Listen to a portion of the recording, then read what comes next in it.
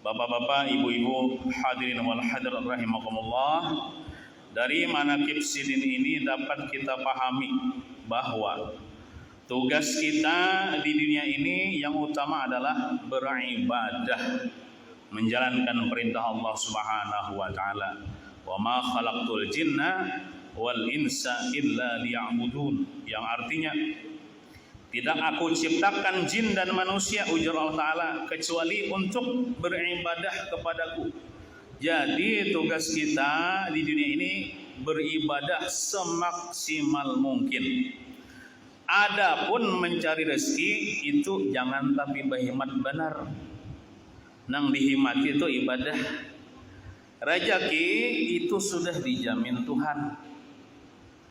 Oleh karena itu jangan kita kipuh, jangan pusing, jangan pusing memikirkan masalah rezeki.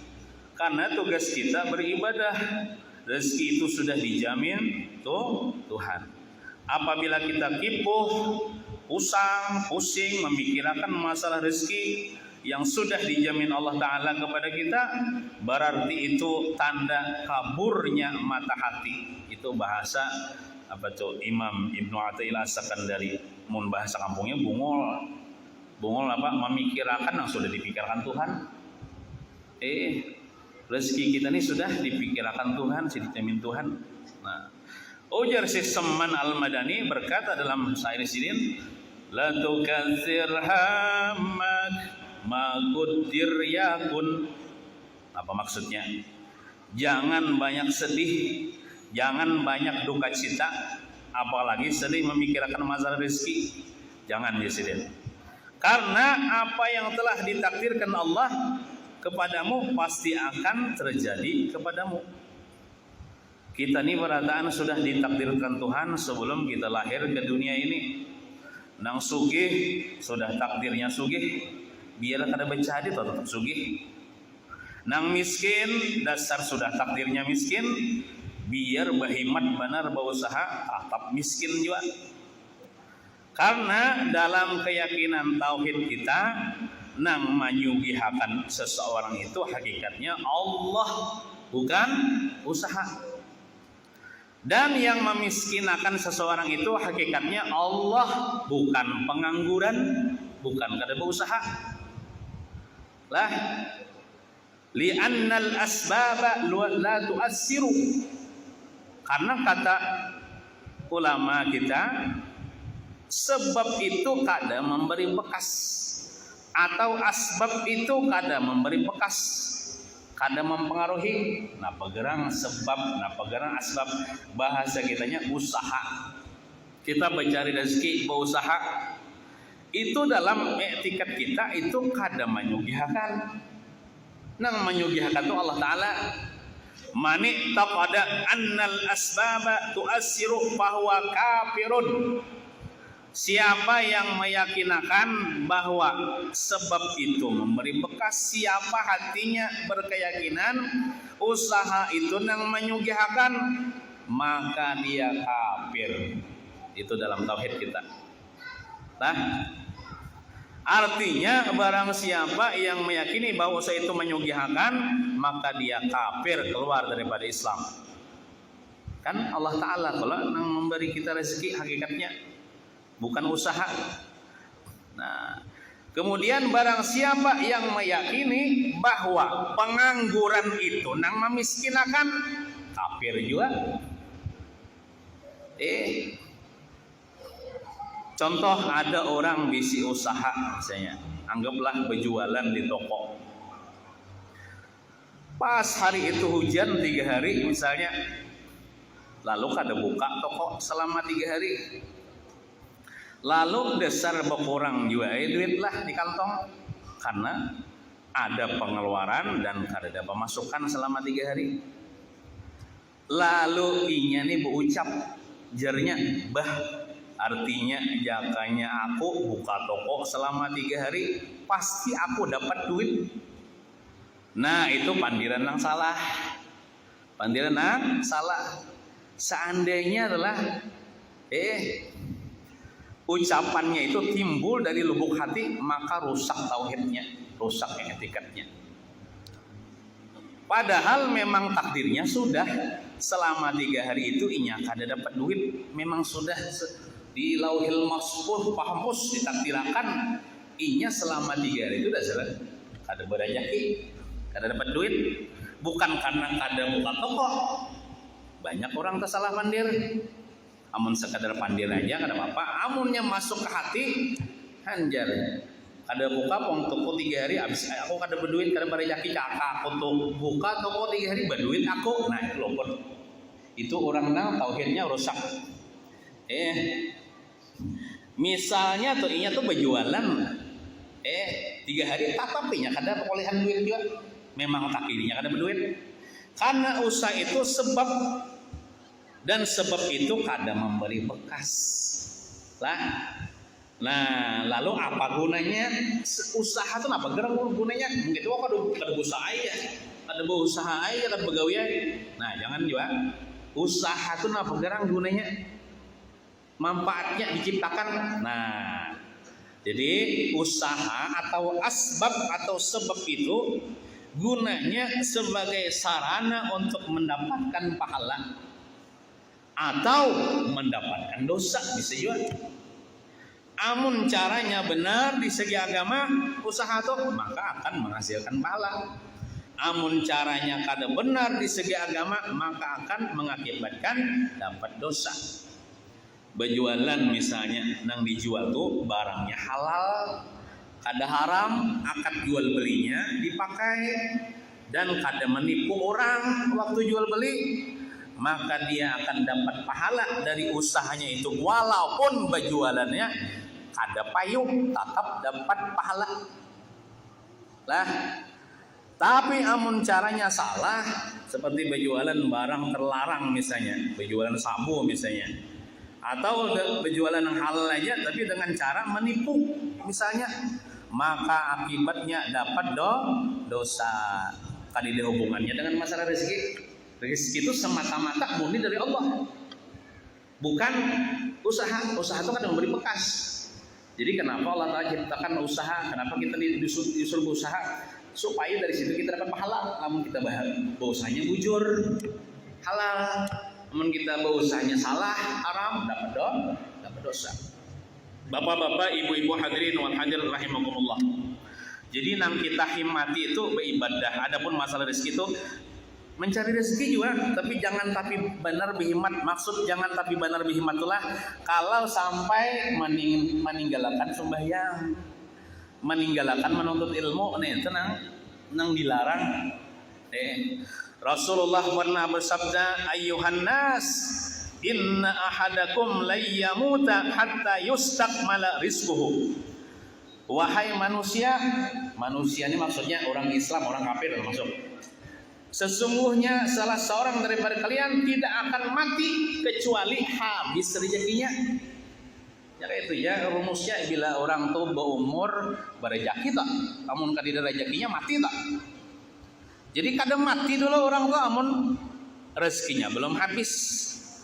Fala tastabti'ur rizqa, maka janganlah kata Rasulullah engkau itu merasa lambat dapat rezeki. Berrezeki aja dah, bila hidup berrezeki aja. Fattaqullah, takutlah kepada Allah. Wa ajmilu fit talbi, elok-elok dalam berusaha mencari rezeki itu elok-elok. Fa khuzu ma halalakum, ambil nang halal ya. Wa zaru ma haramallah, tinggalkan yang diharamkan Allah. Berusaha nang halal aja, jangan haram. Elok-elok dalam mencari rezeki. Nah, bagaimana agar elok dalam mencari rezeki, agar hasilnya itu halal ya, berkah kita berusaha kayak apa? Nah, ulama kita itu memadahkan cara-caranya kita berusaha itu mencari rezeki supaya elok, supaya dapat hasilnya itu berkah halal. Yang pertama, ini bagi nang berusaha nih lah, wajib tahu nih dan harus dijalankan nih supaya hasilnya itu berkah dan halal. Ujar ulama kita, al-awwalu ayyanwiya bikasbihi isti'fafan li nafsihi wa li 'iyalihi.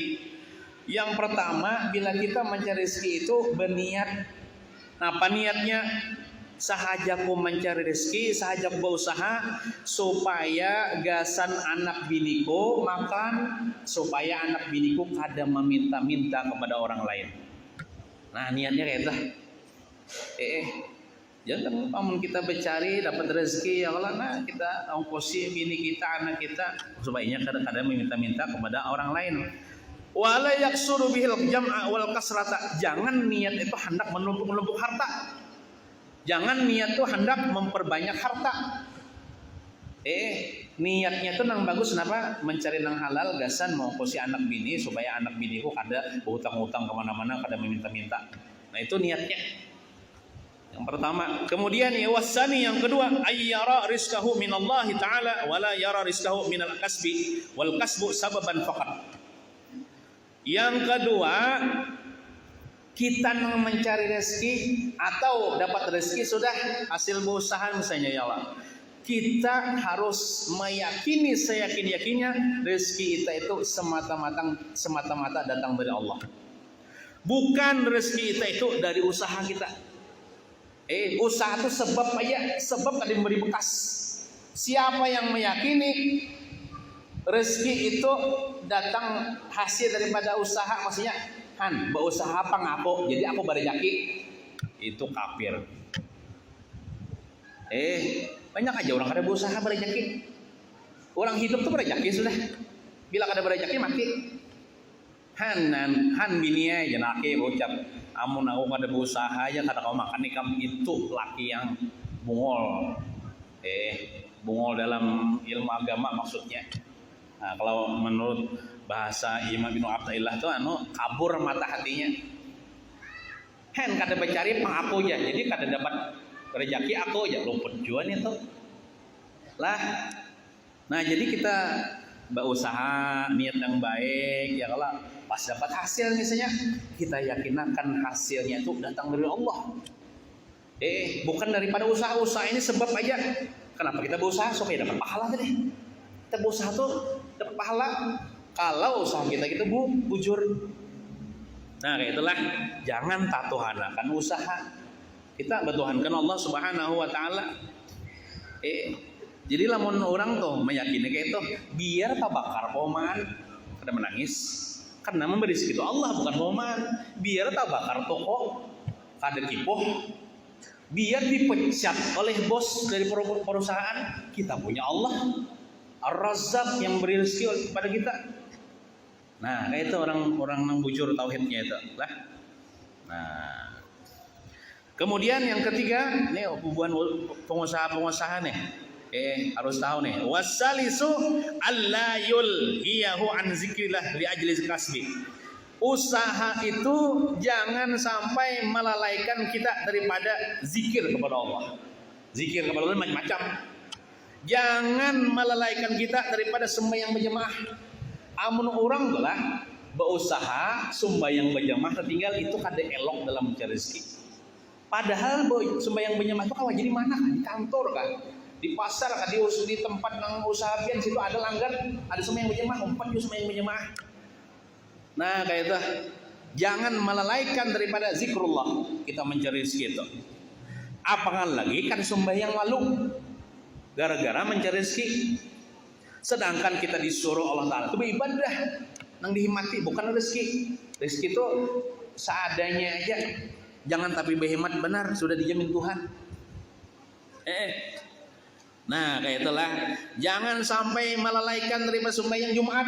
Ini orang berusaha mencari rezeki sembahyang Jumat kada rugi, bungul di dunia ngarannya eta.